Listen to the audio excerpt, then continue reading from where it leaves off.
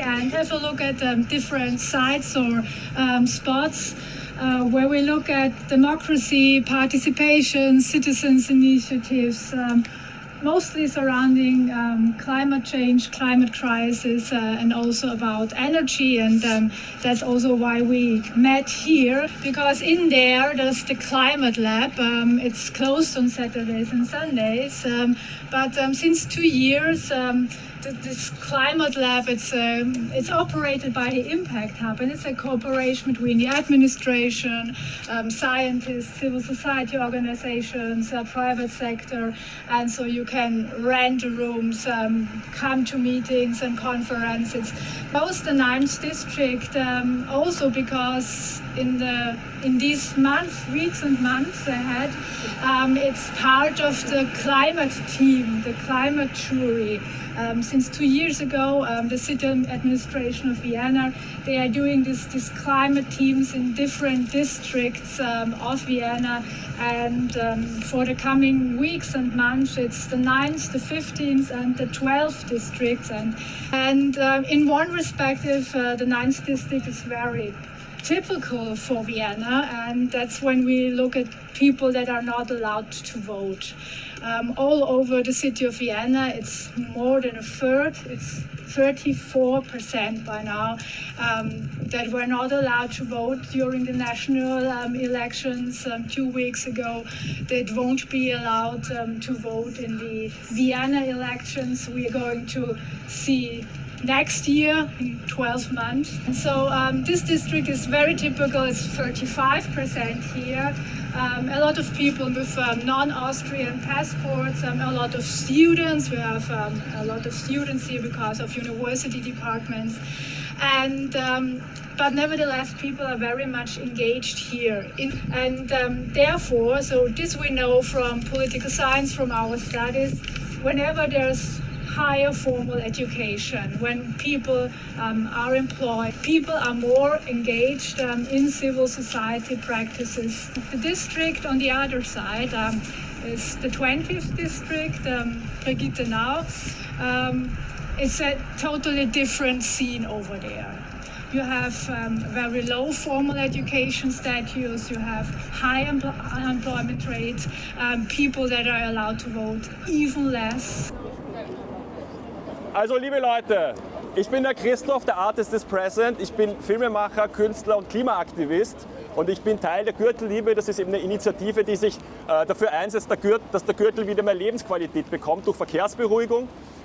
Und das ist sozusagen immer das Ende gewesen von unserer Demo.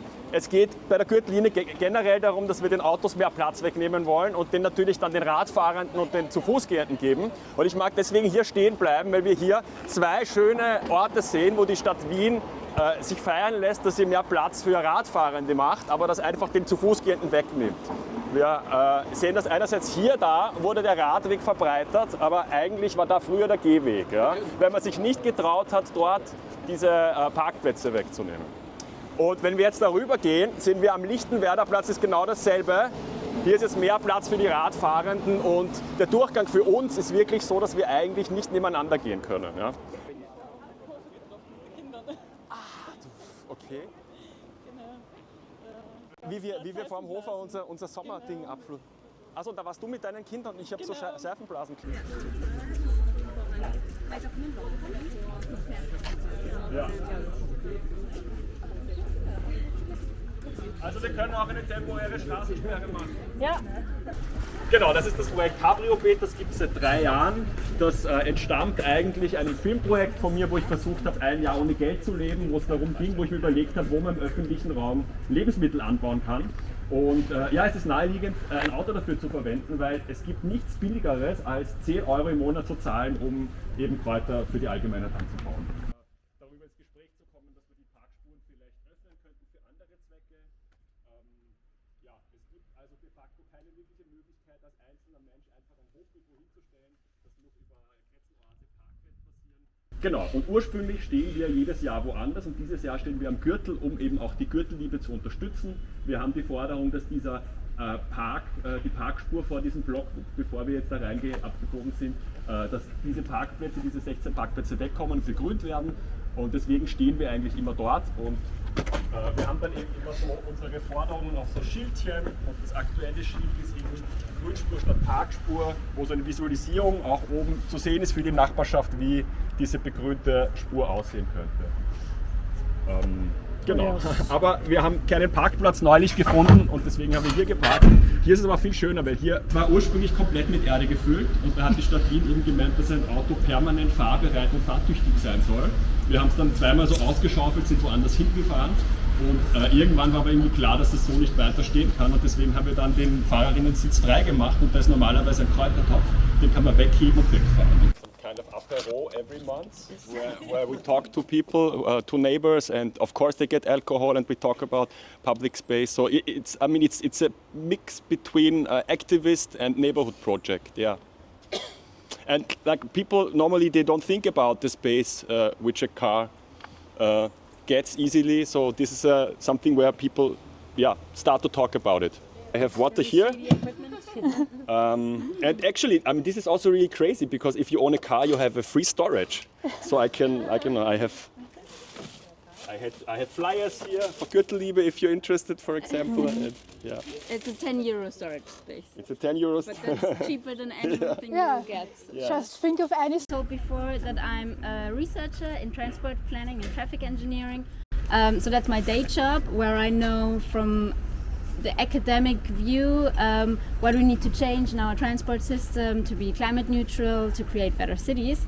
But since there's a huge gap in what we know, what we need, and what's actually being implemented in reality, I also became a kind of activist. Now we have a follow-up project where we try to connect the different initiatives like Cabriobet, like Gürtelliebe and others that we will see today, to connect them and also be more powerful with regard to the city that I would say does not have the best relationship with people protesting and trying to change something. And there's also a difference in what the city officially states as their strategy in transport. So, for example, careful in the car. So we have like a city development plan and other strategy documents that say the city wants to redistribute public space, so less space for cars being parked and driving lanes, and more for cyclists and pedestrians. And on Gürtel, like the Great Boulevard we saw before, we also heard that there's plans to change them, but so far there has been no public communication of the city about the Gürtel. They just say that it will not be possible to take away one lane. And from the documents that show who will make the redesign, you can see that it's just very small changes, like some parts that make it better for pedestrians, and redistribute space that is not taken away from cars. So there will be no fundamental change.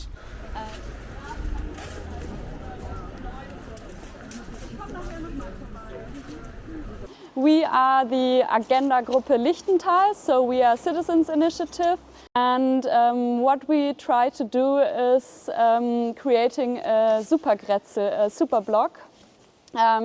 Maybe you know it's coming most famously from Barcelona, this concept that you rebuild the streets in one neighborhood so that you have less through traffic from cars, but you can reach every building with a car, and you can go through with a bike and by foot easily, and you have more greenery and place to sit and meet neighbors. So this is what we try to achieve.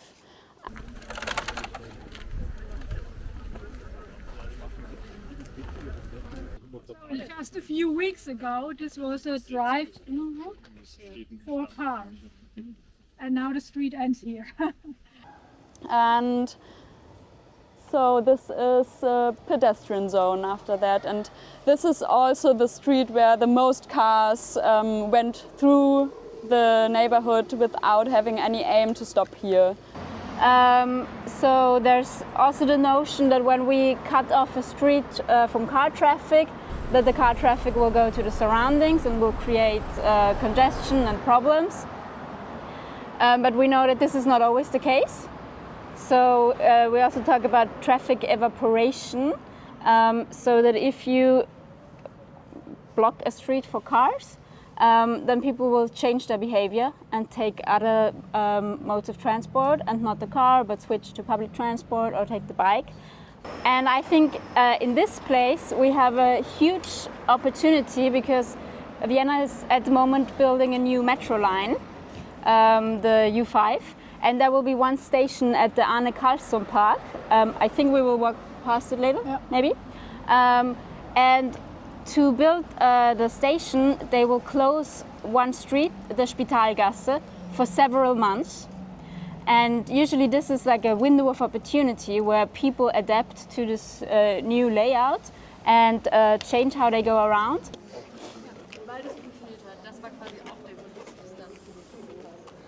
When I was a child, this was a heavy trafficked street. So we lived there over in the 20th district, and whenever my mother and my father had something to do over there in the 1st district, and of course they went by car because that's what they did.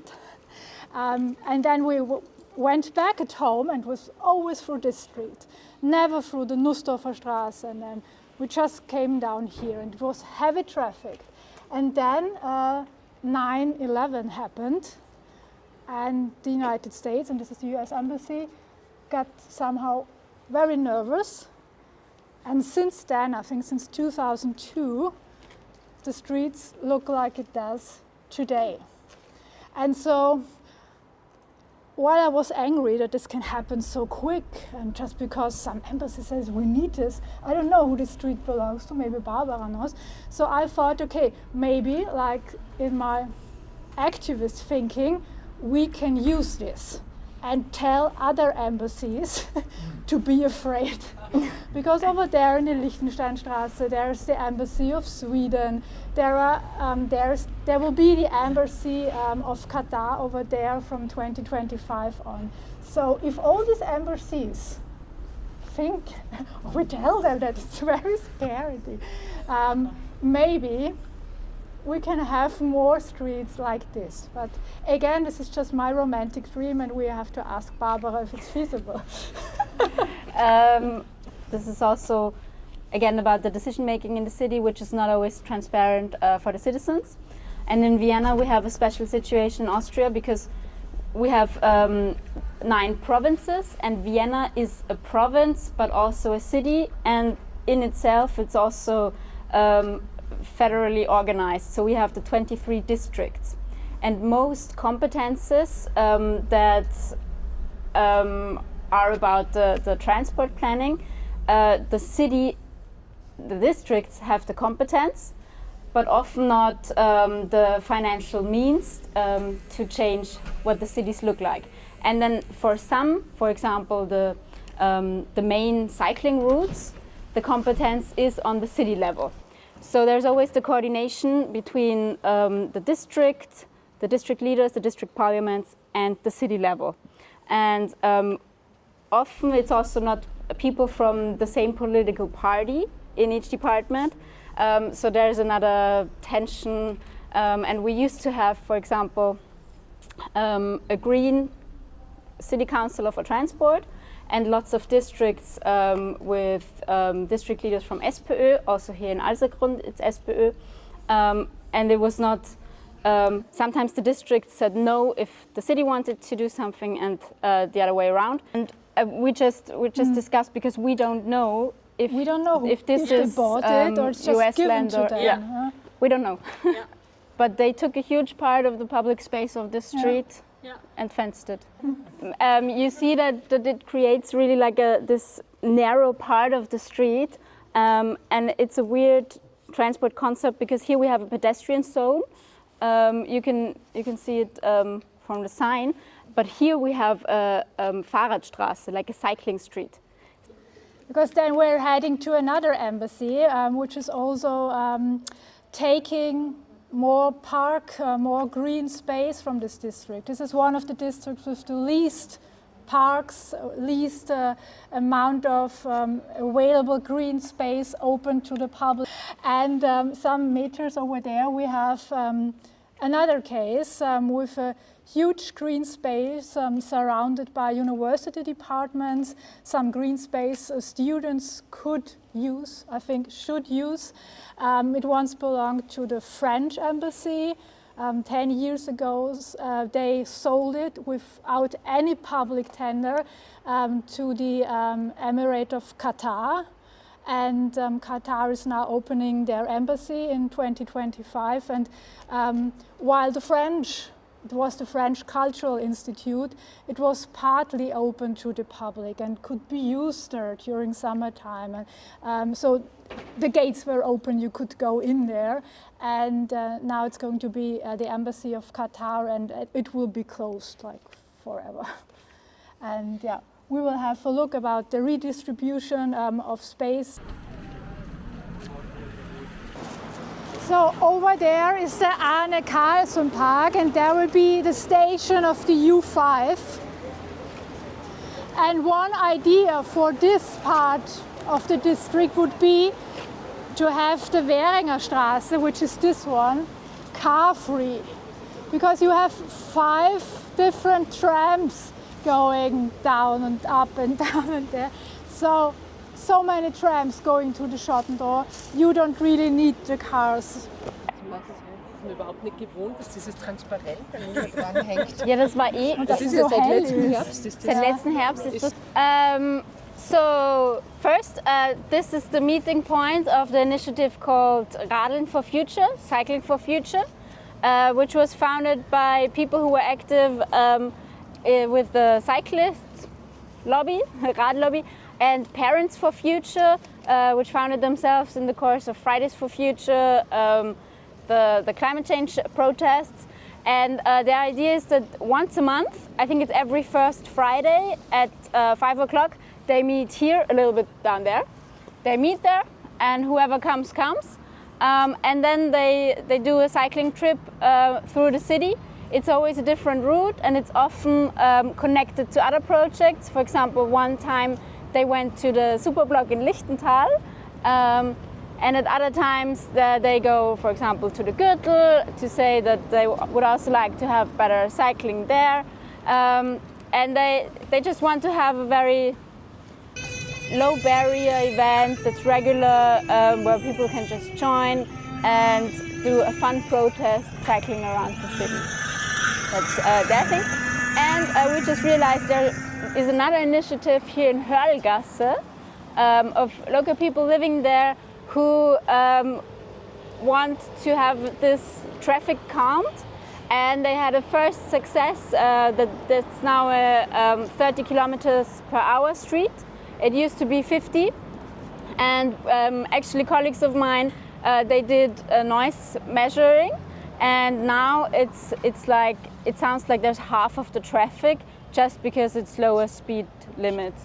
But there are also people saying that the responsible people in the city, they don't want to have this traffic calmed because that's the route to our city hall, where the mayor works and the people in the city council are there. And apparently many come by car and drive here through and think that it will be bad if there's less car lanes available.